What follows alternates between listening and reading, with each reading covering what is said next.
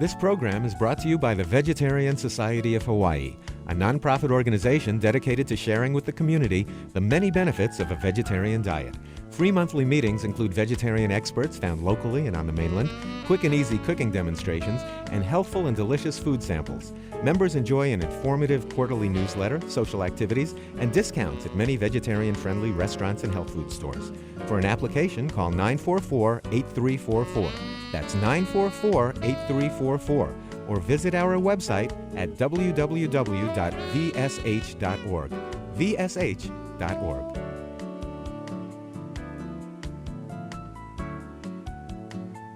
We will get started. Welcome everyone to the monthly meeting, Vegetarian Society of Hawaii. We are a nonprofit organization founded in 1990 for the purpose of human health, animal rights, and protection of the environment by means of vegetarian education. We're one of the largest vegetarian societies in the nation with over 2,000 members. We have membership flyers, and we do recommend that you join our organization, although of course it's not required to attend our meetings. But if you do, you'll receive a membership card that serves as a discount card at some of the natural food stores, Huckleberry Farms, Down to Earth, etc. You'll also start to receive our quarterly newsletter, which is popular and filled with interesting articles on health and animal rights and so forth. And most of all, you'll have the satisfaction of knowing that you're helping to support a compassionate lifestyle, a healthy lifestyle in our islands. We also welcome and invite you all to join our band of volunteers. We have a very small group of volunteers that has been volunteering for about 15 years, and we are moving on, not away from the Vegetarian Society, but in years, and we really do welcome new faces, new ideas, and anyone who thinks they can contribute or would like to get involved. Please see, again, Patrick is over there at the table with the Aloha shirt. He's our volunteer director. So he would be the ideal one to talk with about how your interests and skills might match the needs of the Vegetarian Society. Refreshments tonight are courtesy of Down to Earth Natural Foods. Please stay after the meeting and enjoy some delicious, nutritious, low-fat vegan snacks. Tonight's show is going to be videotaped for broadcast on our weekly TV series entitled Vegetarian. On Oahu, it airs on Thursdays at 6 p.m. on Olelo, Channel 52. We recommend that you tape each show, keep the ones you like, and tape over the rest, because you won't have access otherwise. Many of the previous lectures can be viewed online on the Vegetarian Society website, vsh.org. Tonight's lecture will be added to the website in the near future. It's now time for our very special guest. We're delighted to have with us again tonight Dr. William Harris. A vegan for more than 40 years, Dr. Harris is founding and current director of the Vegetarian Society.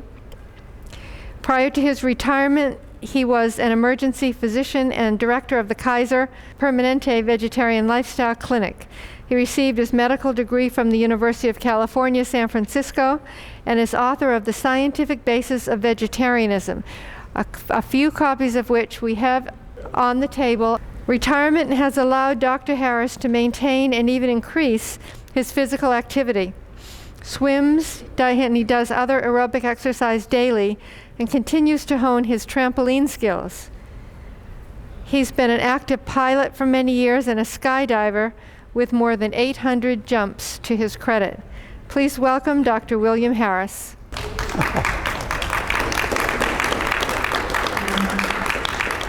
Okay, can everyone hear me back there if I shout? This happens to be the world's worst place to have a microphone-involved meeting. Well, good evening, everyone, and thanks for coming. I hope you'll enjoy this and get something out of it. Thought I'd start off with a little Shavian wit from the early 20th century. G.K. Chesterton was a detective story writer, and he's a good buddy of George Bernard Shaw, who was a playwright, a very famous one, and also a very ardent vegetarian, one of the first. And Chesterton once said to Shaw, "To look at you, Shaw, anyone would think there was a famine in Ireland. To which Shaw replied, "To look at you, Chesterton, anyone would think that you had caused it." I want to put you in mind of the resources I have for you on my website, VegSource.com. My entire book is up in PDF format for anybody that wants to download it. And I've also brought in a few hard copies. And if you want one, you can pay $10 and the proceeds will go to the Vegetarian Society. There's also a complete database, USDA nutrient database, SR13, up online. You can download it. It turns into an Excel spreadsheet. And with this spreadsheet, you will have 6,210 food items and 171 nutrient columns. They're sortable both by nutrient weight ratio, which is the wrong way to do things, and nutrient calorie ratio, which is the right way to do things. And if the nutritionists would stop sorting foods by nutrient weight ratio, I think most of our obesity problems would go away in this country, because that's the wrong way to do it. There's also a vegan food database that I put together by winnowing out all of the vegan foods in the main database. And on page 5, there is a vegan weight, food, and exercise questionnaire in which you can compute your body mass index automatically by simply plugging in your weight here and your height in inches over here. And then there's a food questionnaire and an exercise questionnaire that's self-calculating. I also put in a health diary on sheet 6. You can keep track of your weight, your blood pressure, your pulse, what you ate any particular day, and you can add whatever other important things you think might be useful. I think that sooner or later the medical system is going to get so tight that it'll be difficult to get your own laboratory records. So my advice is to get your hard copy lab data from the hospital or your doctor and then plug it into the spreadsheet. Okay, now in my opinion, a vegan diet and exercise are the prime determinants of health. And exercise is not negotiable. The only reason for not exercising every day is a death certificate at least 24 hours old. If it's any less than that, you have to go out and run. And I suggest that you pick at least 3 different kinds of exercise. There's nothing really critical about what you do. What is important is that you do it every day and that it be enough to raise your pulse and blood pressure and make you sweat a little bit and breathe hard. My particular choice of exercise is in the gymnastic vein. This is a rope climb. It's a pretty good upper body workout. And I can still do this. A lot of the other things that you'll be seeing I can't, but that I can do. And this is my main activity, which is trampoline. Now there's a lot of work, and these are about all the tricks I can still do on the trampoline, but better than nothing. And then my favorite outdoor activity is jumping out of an airplane. And this is a skydive that I did out last Thursday with another guy who's doing the camera. If we were better skydivers, you wouldn't be getting a panoramic view of all of the North Shore. There's Haleiwa in the background, and Kaena Point is about to come up, and that's my parachute coming down with me in it. And that's a typical landing when I don't splatter myself, which happens occasionally. And that's what it's all about. Okay, now, to go over some basic points, why vegan diets work. There are 2 classes of essential nutrients. All of the minerals that you require in your diet are elements in the periodic table. All the organic nutrients were made by plants. Minerals were all made in stars that blew up a minimum of 5 billion years ago. And all of the essential organic nutrients are synthesized by plants and microorganisms only. None of them were made by animals. So when you eat animal food, you're just getting secondhand nutrition. And they begin with the photosynthesis of glucose. This is a chloroplast in a plant leaf.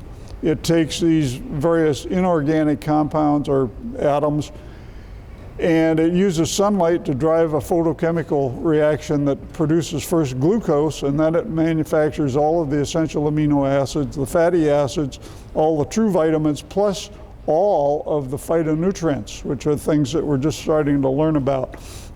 Phytonutrients are essential because they are mostly antioxidants, and even if you live a perfect life, you are going to have to put up with the problem of lipid peroxidation. It's part of the scheme of things. Your metabolism generates free radicals. They bounce around in the cell, and unless you have an adequate supply of antioxidants, they will knock over the furniture, but the antioxidants take the lipids out of circulation.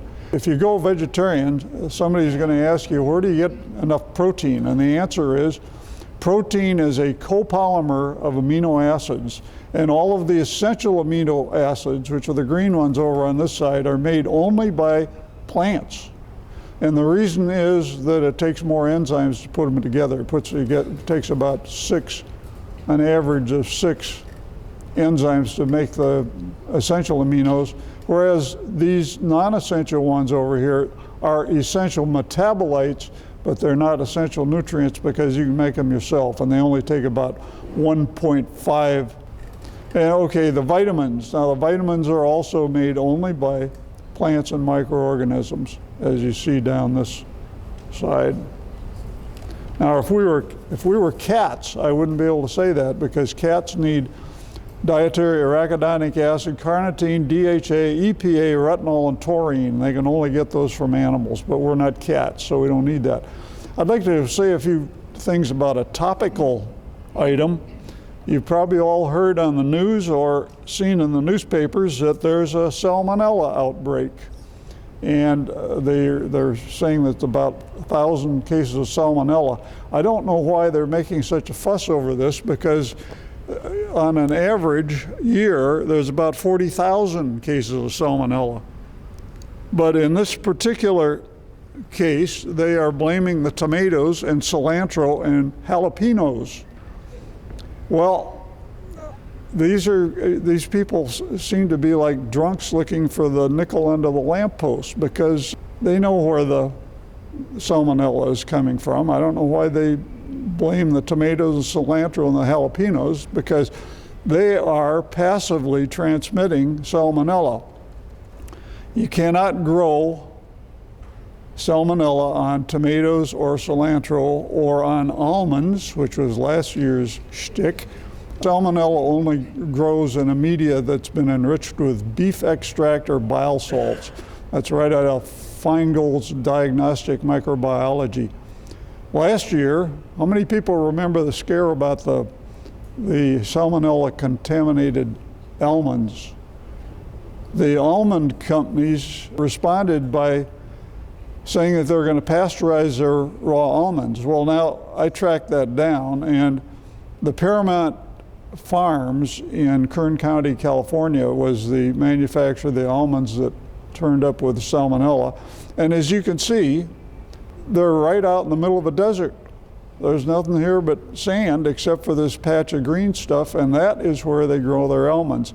You wouldn't be able to grow almonds unless you had irrigation, and as it happens, Kern County has a common irrigation system. The water is brought in from Sacramento, and then it is distributed not only to the almond growers, but to the heaviest concentration of animal agriculture any place in California. And undoubtedly what happened was that the animal waste got into the irrigation trough, and the troughs contaminated the almonds. But the almond people took the hit for it. They should have told the EPA to go look at animal agriculture. You also can't grow E. coli in sprouts, and that was from a few more years back when we had a big scare about E. coli and sprouts. This is a very good book. It's written by a couple of MDs who are by no stretch of the imagination vegetarian, but their synopsis is that with the exception of a few heirloom diseases like herpes, almost all of the human contagions came from domesticated animals. Well, now, Michael Clapper is a very excellent authority. This is a very good book. I have no complaints with this book whatsoever, but in 2004, Michael spoke to us, and his topic was things about vegetarian nutrition that I no longer believe. And in the course of the talk, he mentioned that almost no one that he knew who was a vegetarian in the 70s is still a vegetarian, and that's a bit troubling. So he mounted a health study to try to find out why that was, but I think I know why. The answer is we've got too many diet books, and it's confusing people. All of these diet books work to some extent, but I will tell you why in a moment. But one thing that they all have in common is they tell you not to eat seeds and nuts. And seeds and nuts, I think, are what are missing from the contemporary vegetarian nutrition advice. Well, there are too many diet books, and they all work because once you're on the standard American diet, there's no place to go but up. In Philosophy 101, they taught us that you cannot infer aught from is. Just because war, crime, and dishonesty are always with us does not mean they ought to be. And in Nutrition 101, the same edict. You can't infer aught from is. Just because some population group is healthier than the US average doesn't mean that we ought to regard their diet as optimal. Because when you're on the standard American diet, and yes, these are McDonald's arches turned upside down, there's no place to go but up. If you're eating this stuff, you can go this direction towards more animal food, and you can go this way towards more plant food, and you'll get better, because there ain't no way you can make it any worse than what Americans are eating. The first of the sort of meat-oriented recommenders was this guy, Weston Price. Has anybody ever heard of him? Okay, Lorraine, you've heard of him? Okay, Weston Price was a dentist, and in the 1930s, he went abroad and started studying primitive tribes, and he found that their dental health was excellent. And furthermore, he found that their general health was excellent. And so he came back with the idea that the important thing about their diet was that they were consuming nutrient-dense whole foods and the vital fat-soluble activators found only in animal fats. Well, the problem with this conclusion was that he was comparing the health of these primitive people who were very active. They were living outdoors. They were not taking streetcars and automobiles to get around. And they weren't eating a lot of refined carbohydrates and refined fats, which is what the Americans were doing. So, of course, they were in better shape than the Americans. Here are three more meat-oriented recommendations. The Zone by Barry Sears. He recommends a ratio of 30% protein, 30% fat, and 40% carbohydrate. And one of Sears' arguments in favor of his book was that he had gotten the Stanford swim team to go on his diet, and they won the Pac-10 that year. Well, I called the Stanford athletic department when I heard about that, and turns out that the Stanford had won the Pac-10 7 out of 10 of the past 10 years before they got on Sears' diet.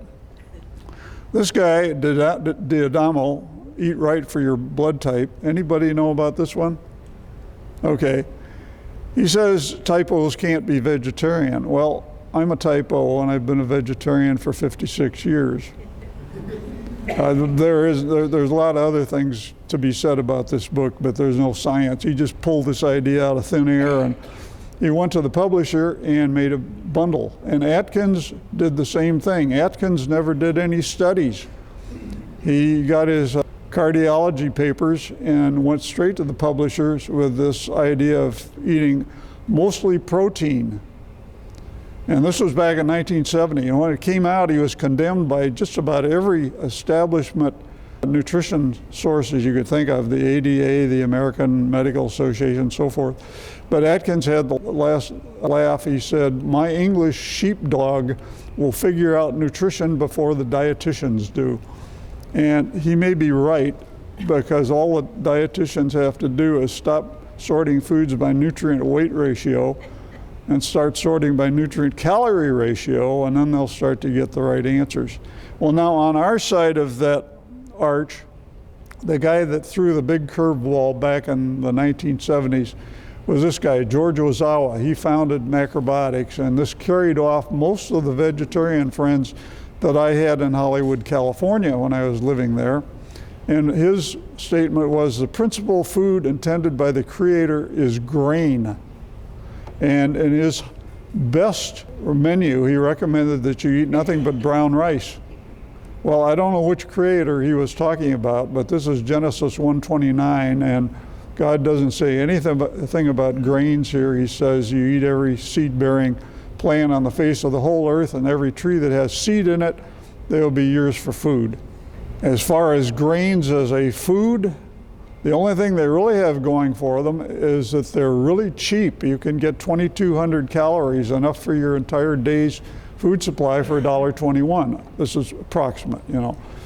But the problem is that everything to the left of this red arrow, which is the RDA arrow, is deficient. They don't have enough vitamin C, vitamin B12, vitamin A, vitamin E, calcium, folate, and riboflavin.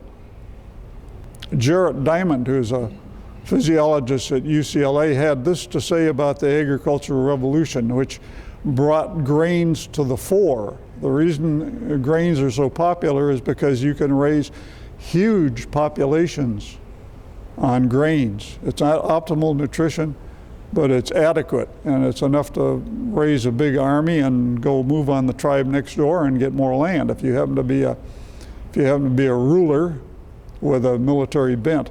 What he said was agriculture was bad for health. First, hunter-gatherers enjoyed a varied diet, while early farmers obtained most of their food from just 3 carbohydrate plants: wheat, rice, and corn. Yet each one is deficient in certain vitamins or amino acids. Second, because of dependence on few crops, farmers ran the risk of starvation if one crop failed. Finally, agriculture encouraged people to clump together in crowded societies, carry on trade with other crowded societies, and spread parasites and infectious diseases. And that's exactly what happened as a result of the agricultural revolution. And although it happened 10,000 years ago, it's still affecting us because everybody thinks that grains ought to be the basis of the human diet. Well, now I want to investigate the question of where did our phobia for nuts come from? I think that Ancel Keyes probably started it. He was a very famous researcher at the University of Minnesota. During the Second World War, he did some really important studies on fasting using conscientious objectors as his subjects. He starved them for 36 days and then found out what happened to them on starvation diet. But he also did the diet and 15-year death rate in 7 countries study, which concluded that fatal heart attacks correlated with the intake of animal fats. So far we're doing fine. Animal fats do correlate with coronary heart disease and with heart attacks. To give you some idea about Ancel Keyes, ex-GIs probably remember Keyes because he invented K rations. These are K rations. They came with probably Spam, maybe some vegetables in there, some crackers, some cheese, some chocolate, sugar, piece of dentine gum, and the people that really made out like bandits during the Second World War were the tobacco industry, because they packed their cigarettes into every K ration, and that generated a whole new generation of tobacco addicts. Here's some K rations arriving at the front on a mule. And these guys, these are some of Malden's cartoon characters, and they're having a big argument over whether they should eat the K rations or the mule. And the mule's having some second thoughts about that. He looks a little apprehensive. The next guy on our list of semi-vegetarian authors was Nathan Pritikin. Now this guy was an uncredentialed engineer. He was quite a smart man, and he made a good living as an engineer, but he developed coronary heart disease at a time when nobody knew that there was anything you could do about it. If you had it, you're going to die from coronary heart disease. But Pritikin fooled him. He went on a high-carb, low-fat diet, and he regressed his coronary heart disease and lived many years after that. But in one point, he says, nuts are on my not on my diet. They're too high in fat, all that's left is berries. It was thought in those days that vegetarians lived on nothing but nuts and berries, which actually isn't too bad an idea. Pritikin passed his ideas directly on to John McDougall. They were good friends when John was living here in Hawaii. And McDougall says, fats are safe as long as you get them as part of the vegetables and grains you eat. Well, they are definitely safe in that way, but he doesn't say anything about nuts, and fats are okay to get from raw nuts and seeds also. If we're concerned about dietary lipids, we ought to find out where they are. Most of the lipids are in animal foods, and in animal foods, the lipids, fat, the saturated fat, the monounsaturated fat, come along with cholesterol, because cholesterol is a vital part of the cell membrane of every animal, and animals wouldn't live without the cholesterol. So when you eat animal food, you're definitely going to get not only a lot of fat, but a lot of cholesterol as well. Now, here are the grains, fruits, beans, breads, and vegetables. They have almost so little fat that you can't even see that it's there. Then we get nuts and avocados, and admittedly they have a fair amount of fat relative to all the other plant foods. They don't have very much saturated fat. The grand champ for saturated fat, if you're worried about that, is dairy products. Next guy up to bat was Dean Ornish, and Ornish was the first man to demonstrate radiographically and angiographically that by putting patients on a very high carb, low fat, almost vegan diet, that you could increase the diameter of the coronary arteries so that blood flow would improve. And that was a very landmark study, very landmark. It's had a profound influence. He's accomplished a great deal with this program. However, in his latest book, he recommends fish in order to get his omega-3 fatty acids. Now, if he hadn't had this problem with nuts, he wouldn't have had to do that, because the top source of alpha-linolenic acid, which is the first of the omega-3 fatty acids, is nuts and seeds. They're also a very good protein source, but compared to the nuts and seeds, nothing else here really has much alpha-linolenic acid. Or flaxseed, which is the grand champ. That's got more than anything else. Here's another excellent book. By the way, almost all of the people I've been mentioning have spoken to the Vegetarian Society over the years. And Campbell was one of our best speakers. And of course, his landmark China study pointed out that Chinese in rural areas where there isn't much fat in the diet are much healthier than the ones that move into the cities where the fat content goes up.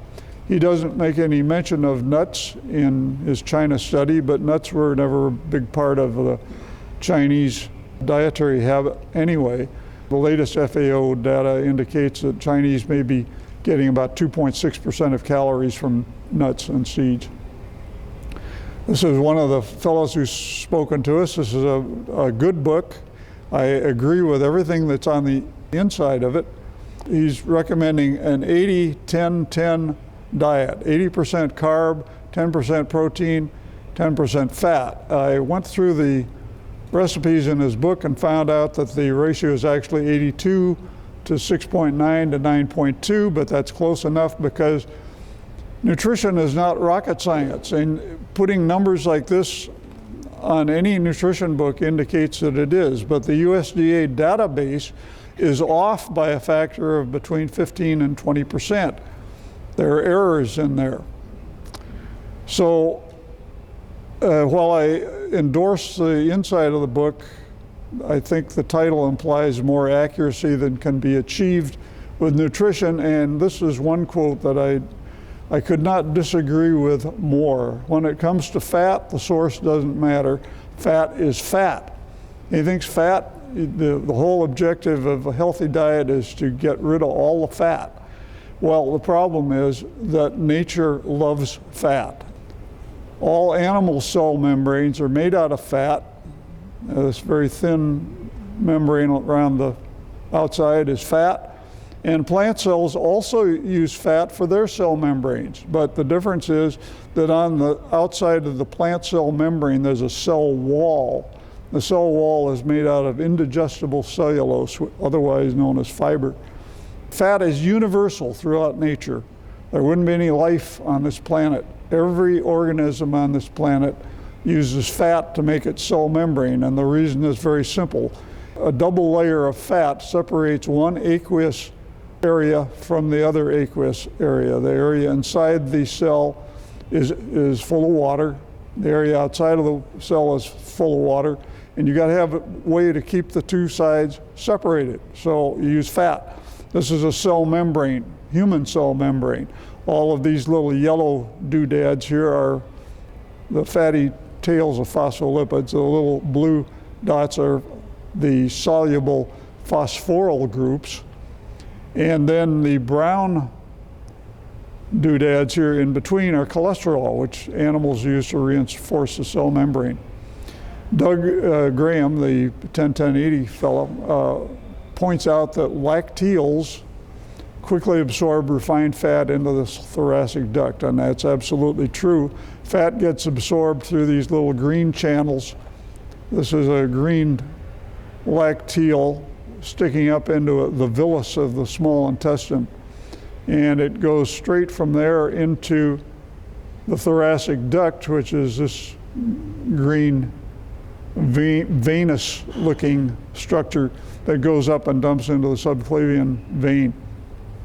But a similar thing can be said about sugar. If you eat sugar, it's going to go immediately into the circulation, and it's going to raise your blood sugar. It's going to put it over the moon.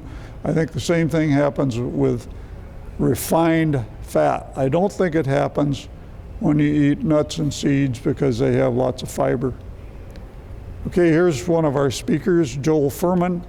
I think I agree with him more than just about anybody because this H equals N over C means health equals nutrients over calories. So he is sorting foods by nutrient-calorie ratio, very important idea. And he endorses the consumption of nuts. But he now includes chicken and fish in his book, and I can't figure that one out. Caldwell Esselstyn has also been a speaker for us, an excellent speaker, and his excursions into the regression of cardiovascular disease have been first rate. This is an excellent book. However, he says those who have heart disease should avoid all nuts. So once again, we're back into that question of why do the people not want you to eat nuts and seeds. The reason I ask the question is that I think that the reason Clapper reported that all his friends were no longer vegetarian was that the standards had been set so high. And not only did we tell people not to eat any animal food, but we also said they had to be on a high-carb, low-fat diet, and that just may be the straw that broke the camel's back for those people. However, out of 32 nut references from PubMed, 30 of them were positive. They reported good benefits in weight loss, in regression of heart disease, and controlling diabetes, and there are only 2 negatives. One thinks that the studies were paid for by the nut industry, which could be. However, I think the thing that distinguishes healthy food from unhealthy food is fiber. All of these foods have fiber. No animal food has fiber. No vegetable oil has fiber. Vegetable oil is 100% fat, no fiber. So even the avocados and nuts and seeds have a fair allotment of fiber. They can't match vegetables and fruits, but nevertheless they've got the fiber, and none of it has been taken out. Fiber is a nutritional traffic cop, and it shortens intestinal transit time. It retards the intestinal absorption of both nutrients and adverse substances, such as saturated fat and cholesterol and pesticides and hormones. Fiber is made out of cellulose. We don't have the enzymes necessary to digest cellulose, so we can't utilize the stuff, and that's why it's not a nutrient. It's sort of an intestinal broom. It helps sweep things along. but it never gets absorbed. If it did, if we could digest cellulose, you'd never have to buy food again. You could go out and eat the trees. Now, a question comes up, well, how about coconuts and palm oil? Well, I don't think palm oil is a good idea, simply because it's an oil. But this is the palm fruit from which it is expressed. And if it was tasty, I wouldn't worry about eating it, even though it's very high in saturated fat. Coconut is also very high in saturated fat, but unless you make oil out of it, I don't think there's anything wrong with that either, because it's also got a lot of fiber. So once again, where did we get our fat phobia? Ancel Keyes started it. Ken Carroll, another epidemiologist, picked it up, and he showed graphs that looked like this. This is dietary fat up the x-axis and breast cancer incidence up the y-axis, and there's a linear correlation. The more fat, the more breast cancer. I used the same FAO data, and I got this graph. It shows that an even higher risk comes from just eating animal food per se. It doesn't matter whether it's fat or whether it's just the calories from the animal food. There's a lot of stuff in animal foods that will promote cancer. Now, the problem with dissing the nuts is this. The data that Keyes used was from the FAO production yearbook. And in 1997, when I used this yearbook, it did not report the intake of seeds, nuts, or avocados. It reported total fat, animal fat, vegetable fat, total protein, animal protein, vegetable protein, calcium, and iron in the same categories. But there was no mention of avocados, of raw nuts, or raw seeds by either the FAO or by Keyes and Carroll. The FAO now does report seeds and nuts starting in 1969. This is the FAO building in Rome. I just downloaded their FAO data in PDF form and put it into a spreadsheet and found that in 169 countries reporting nut and oilseed consumption, about 2.6% of daily calories come from nuts and seeds, no more than that. And that pretty much squares with our own USDA data, which suggests that no more than 0.5% of US calories come from raw nuts. While we're looking at books, here's a kind of a mediocre book with a great title. If man made it, don't eat it. You won't be able to go out and buy this book because it's out of print now, but the guy that wrote it is a vegan. Some of his arguments are a little bit on the spectacular side. Your body is becoming a garbage dump, a cesspool of filth, toxic matter, vile putrefaction, pus pockets, cysts, tumors, cancerous growths, abscesses and deposits, poisonous waste, fatty tissue, etc. You are constipated. The problem we're really dealing with here in figuring out what to eat is the addiction problem. The addiction problem is exploited by the food industry. Here's a CEO of a successful food biz. Now ask yourself, why do people go into the food business? They go into it for profit, yes, exactly. They want to make as much profit as they can, and the way they do that is by making the food taste better than it is. They want you to eat as much of the food as they can, so the things that are particularly addictive are fat, sugar, and salt, and they put that into just about everything. Now, it's easy to get away from the fat addiction if you eat raw nuts. It's easy to get away from the sugar addiction if you eat fruit, because fruit is also full of sugar in addition to fiber. Now, I don't have a solution to the salt problem. I'm still battling that one myself. I have a hard time getting away from salt. Here's a typical, this may look like a chemical formula, but it's actually the ingredients list for pretzels. And it includes hydrogenated vegetable oil, which is fat, includes salt, and it includes sugar. So all the rest of this stuff is going along for the ride. The whole idea of putting that in there is to get you to eat more than you need. This is how the food industry works. They take real food like brown rice, wheat, peanuts, sunflower seeds, those are all healthy foods. They grind those down and turn them into feed grains or feed meal, and they slop the hogs with it. So they collect money from the farmers for the stuff that they have mangled out of all recognition, which we don't want to eat, and then they give us what's left over, which is white bread, white flour, molasses, and sugar and seed oils. Why does a salad cost more than a Big Mac? Now we're sort of coning in on the USDA.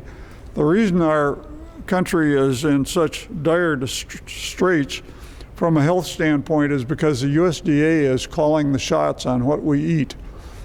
The USDA recommends that you eat food that looks like this, mostly grains, vegetables, and fruit, some meat, some dairy up towards the top, and then up the very top, sugar, oil, and salt. That's the game that they talk. This is the walk that they walk. The subsidies from 1995 to 2005 went mostly to meat, dairy, and other animal foods, 73%. Grains got about 13%.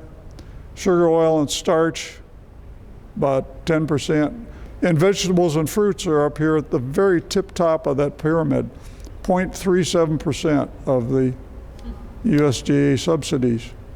Here's another way of looking at the same thing. The food pyramid, the sugars, fats, dairy, and meats get 3.8 billion in subsidies, and the fruits, vegetables, and cereals, which the USDA itself says is what we're supposed to be eating, only get 170 million.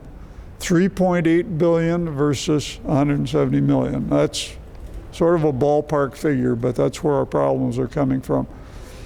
I estimated the costs of this USDA folly for 1991 and found out that when you add up the cost of all these diseases that are caused by bad eating habits, it comes out to about 21% of the U.S. medical costs, and the medical costs have been going up exponentially since then. They're now up to, well, let's see, the private insurance is about $1 trillion and the public insurance is about $1 trillion, so that's about $400 billion due to animal food consumption.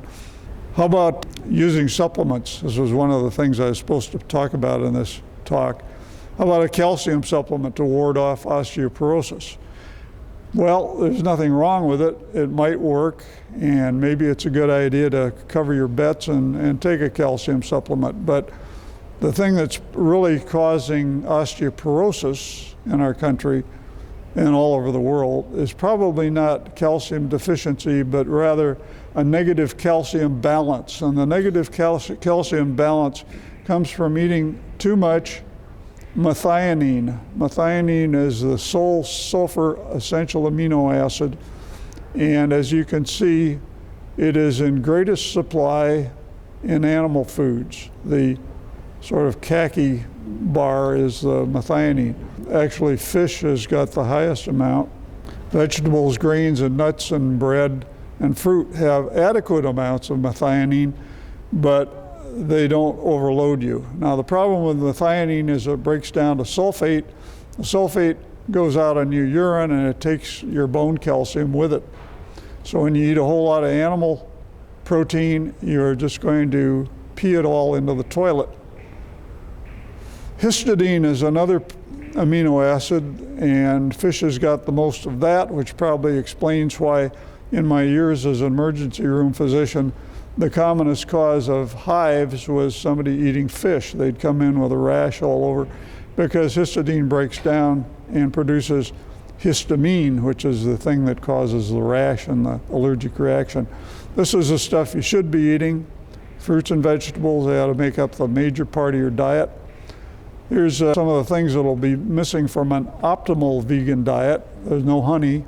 It's not a vegan food. Probably not oil if it's optimal.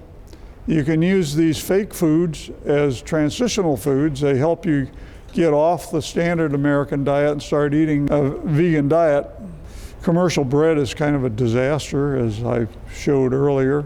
You don't eat sugar. You don't eat nuts that come out of a can because they've probably been roasted and salted and probably roasted in oil, which drastically reduces their nutrient value. So what's left for a vegan? Well, you can take seeds and nuts and fruit and make a balanced diet, or you can take seeds and nuts and vegetables and make a balanced diet, as long as you add vitamin B12, because B12 is an absolute requirement. I also promised that I'd show recipes. This is the FDA Confusogram label that comes with this particular bread, which actually isn't, it looks like it's pretty good bread, but it's got an awful lot of ingredients. And one thing that they don't tell you is what the percent of calories from fat is. And so you have to go into this label and figure out how many calories per serving and how many calories from fat per serving, and then divide one from the other. It turns out there's 24% fat. That's not bad. I'm not worried about that. I think that's probably a good bread. But here's a much easier way to get your bread, and it'll turn out to have only 6% of calories from fat. This is flatbread, a cup of whole wheat flour, a half cup of water. You mix it up with an egg beater, throw it on a silicone bake pad, throw it in the oven for 40 minutes at 350 degrees, and you get this very tasty bread, which is nothing but wheat. You can make sandwiches out of it. Make sure you eat it within the first half hour, because after that it turns into stone.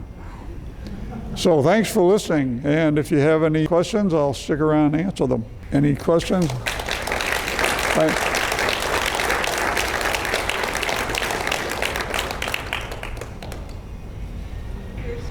Okay, my website is www.vegsource.com/Harris. It's vegsource.com/Harris/food-comp-HTML or HTM. And it'll allow you to download a 16 megabyte Excel spreadsheet. If you have Excel, you can use it. If you have Excel later than 2000, you may have a problem. This was written in Excel 97, and for some reason, they didn't remain compatible. Question back there? Can you get iron? Yes, you definitely can. Let's see if I can find the best way to get iron in the whole world is eat a lot of leafy greens, because leafy greens have more iron than just about anything. I did a graph of the iron content in various foods, and the top iron source for animal foods is pig liver, but the highest source for plant foods was twice as high as that, and that was parsley. Now, any leafy green is going to be stuffed full of iron, because remember, if you eat animal food, the animal just got the iron from the plants that it ate. So any leafy green vegetable will have lots of iron. Now, the reason that vegetarians tend to have, or reputedly have, problems with iron, I think is due to the fact that, just as I said, we based our nutritional recommendations on grains. Furthermore, a lot of vegetarians also include dairy products, which are not only completely deficient in iron, but inhibit the absorption of iron. So more leafy greens, less grains. And the other problem is, of course, that women are more subject to iron deficiency anemia, which is probably a misnomer. It's not really a dietary iron deficiency. It's simply blood loss that occurs at a rate faster than you can keep up with. And usually it's an occult blood loss. People tend to bleed from the bowel and not know about it. But women obviously are going to lose blood every month. So for women, it's more of a problem to keep up with the iron. But I think that short of going on iron supplements, which you might have to do, the best thing to do is eat lots of leafy greens, because that's where the iron is. Okay, the question is, osteoporosis is caused by negative calcium balance, and that means that you're losing calcium faster than you can take it in. So that puts you in negative calcium balance. And the thing that causes negative calcium balance is too much animal protein in the diet, because Animal protein is full of an amino acid called methionine. The methionine is very acidic, and in order to buffer the acid that is being produced by the methionine when it breaks down, your body has to take calcium out of your bone.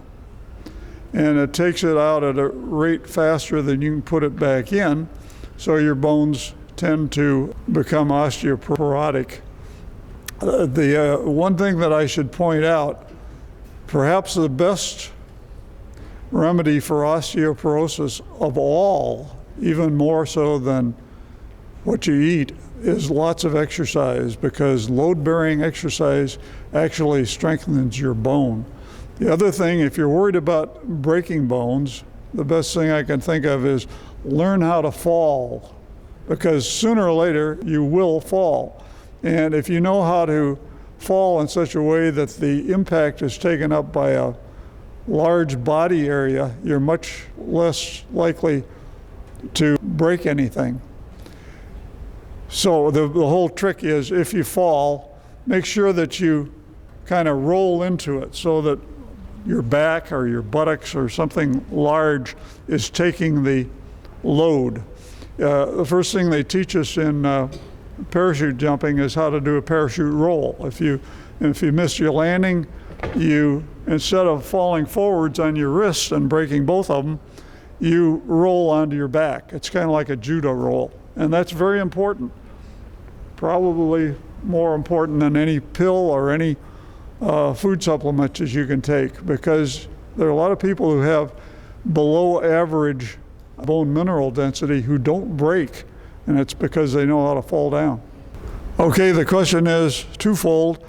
What about caffeine? Well, caffeine is a stimulant, as you know, and I would say it is kind of an addiction. It's not one of the real bad ones, but what caffeine does is it releases adrenaline from your adrenal gland, and that in turn releases sugar from your liver, and your brain runs on sugar, so this is happy hunting grounds for your brain. It loves to get a load of caffeine, sugar, and adrenaline all at the same time because it runs on sugar.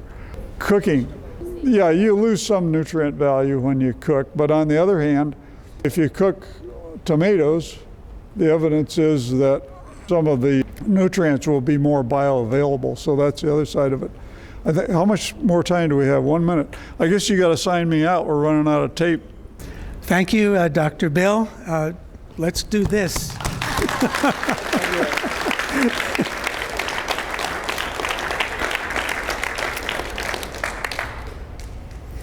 Now, as always, we have refreshments from Down to Earth. Please do not bring them on the dance floor, and that's available to you. If you have a little bit of energy, please pick up your chair and hang it on one of those things in the back of the room. If you've been sitting for an hour, that would be a good thing to do. And I do have an announcement. There is a fresh dining guide updated this afternoon, available on the literature table.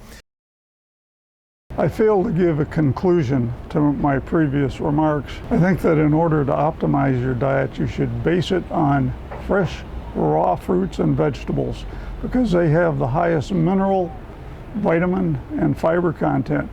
I am grateful to the high carbohydrate authors who have made a major contribution to human health, but I think that they would have gotten the same results and perhaps better patient compliance without the severe restrictions on raw nuts, seeds, and avocados, which makes the vegan diet so restrictive that it scares off many potential vegans.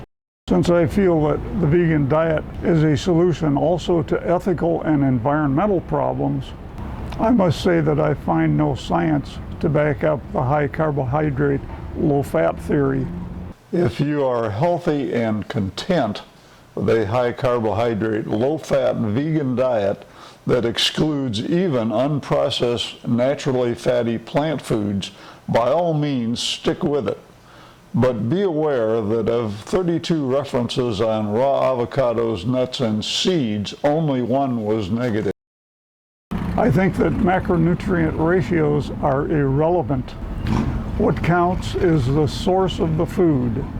If it has all of its original fiber, then it is unprocessed plant food.